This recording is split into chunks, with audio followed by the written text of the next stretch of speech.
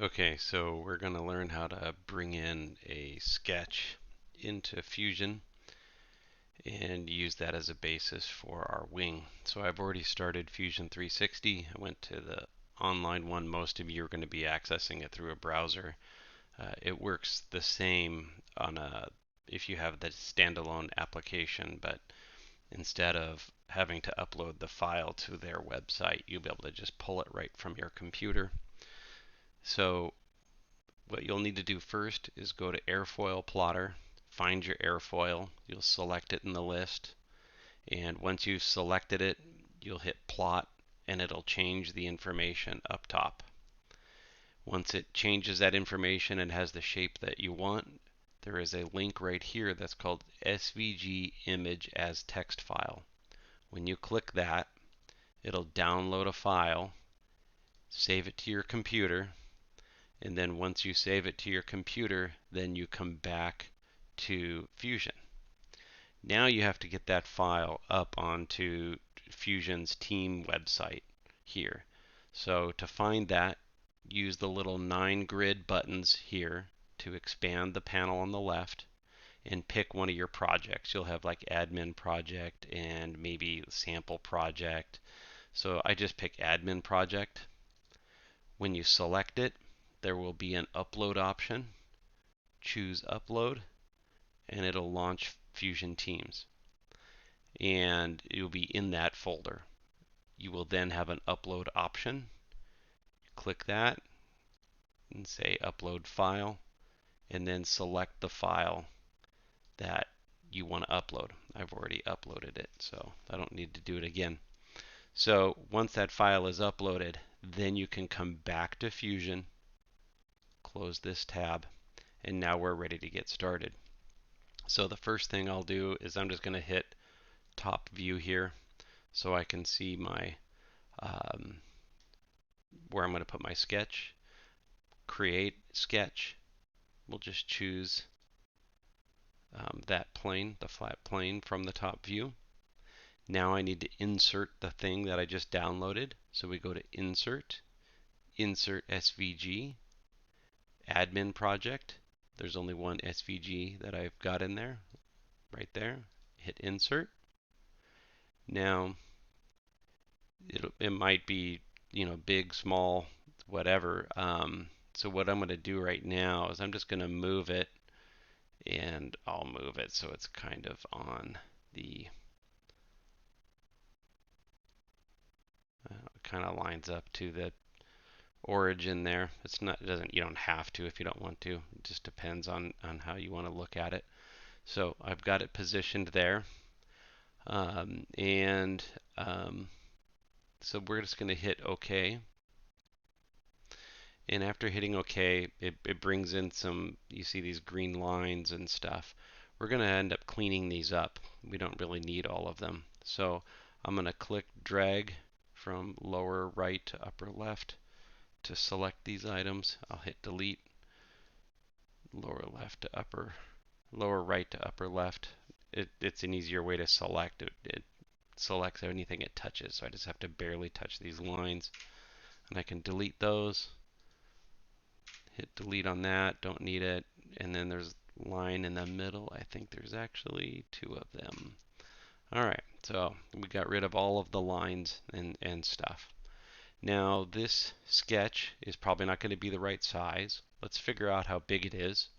So we'll click on Inspect, click on the first point, click on the last point.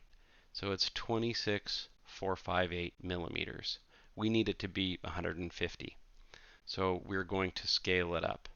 So we'll grab a calculator, and I divided 150 by 26,458, and you get 5.6. And that's how big I'm going to have to scale it. I'm going to have to scale it up 5.6 times. So let's close our measurement window, and we can finish our sketch. And since we're making essentially a square wing, we can actually extrude it right now, and then we'll scale it up afterwards. So I'm going to hit extrude. That's the only surface that there is. I'm going to extrude it 26.458, which is the same as what it was in length, and hit OK. And now you can see we have the wing there. Alright, so the wing's not the right size, so we need to scale it up. So let's go to Modify, Scale, click on the wing, and what point do we want to, I'm going to delete that actually. I want to go from that point. So I just am choosing what point I want to scale from, and my scale factor is 5.6. And you'll see everything gets bigger. And then we hit OK. Alright, so now I have my wing, and we can check its size. So I'll just go from the front to the back, and it's 148 millimeters. Pretty close. I rounded the numbers when I did the division, so that's why it's not exactly 150. So now we want to place our hole for the post that's going to hold the wing. So in order to do that, let's create a new sketch. I'm going to click right on the surface of this flat edge, and the first thing I want to do is get the size of this new wing in there so I can do some geometry here. So I'm going to hit the P key, P for Papa. That's project, and then I'm going to select this surface and hit OK. What that does is it brings into my sketch the shape of the wing. I can temporarily hide the body because I don't need to see it right now. So I'm just hiding it with the eyeball. And so we've got my sketch. This is the big sketch, and I want to place my hole as far forward as I can. So let's create a circle, and that circle is going to be 6.7 millimeters. And it's obviously not in the right spot right now, but I don't exactly know where to put it, because remember, I have to have a 3 millimeter gap between the circle and the wall. So let's try and find that gap. So we're going to hit offset. This creates a line. Oh, I don't want to be selected on that. I want to be selected on here. Hang on. Let's select this, and let's get all of that. All right. Now we're going to hit offset, and you can see it's got a line that's outside of the line that I picked. I want it to be on the inside, so I'm going to go -3 for -3 millimeters, and I'll hit OK. So now I have a -3 millimeter or 3 millimeter gap between the outside of the wing and this inside point. So I need this circle to be in there. So what you can do is let's just bring it in there, get it kind of close, and so we know it's going to be somewhere close to here. So now we use our constraints. We're going to make a tangent constraint. I have a circle selected, so I'll hit tangent. I want the circle to be tangent to this line, and it snaps it right there. And then I'm going to do the circle to this line, and it snaps right there.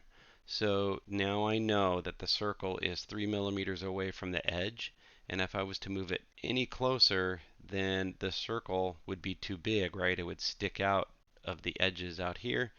So that's as far forward as it can be. So now I can hit Finish Sketch, bring back the body, hit Extrude, pick my circle, and let's flip to the bottom. And we want to extrude to the bottom. So I'm going to choose Object, pick to the bottom, and now you can see a hole right in there. And I hit OK. So now I have my hole properly placed. What's left? Well, let's put our name on here and what the profile number is. So let's do another sketch real quick. We'll pick right on the top of the wing. Create, text, and we're going to draw a box here. I'll just draw a box that fits this space here. So I just click up there and then click down there, and we'll call it low, and I want to make this about 7 millimeters tall. Let's do that. And the profile is N63412. 63412. Hit OK. I can then move it a little bit, get it kind of more inside the centered inside the wing. Finish sketch, extrude, click on the text, and let's go 2 millimeters. So should be -2 millimeters will be a cut, and I hit OK. And now I have my name on there with my wing profile, so that way I know which one I used. Now that you've got that done, the next part is to export this so we can 3D print it. So we will click Save, Wing Profile, hit Save. Once we've saved it, now we can 3D print it. And so we'll just click on the body, because that's what it wants us to do. The format, we will do an STL, and millimeters is fine. Refinement, we'll do high refinement, and hit OK. And now it's like, where do you want to save it? It's going to be in your admin project, so we'll call it Wing Profile 3D Print, and hit Save. So now if we go to Fusion Teams, we might have to refresh this page.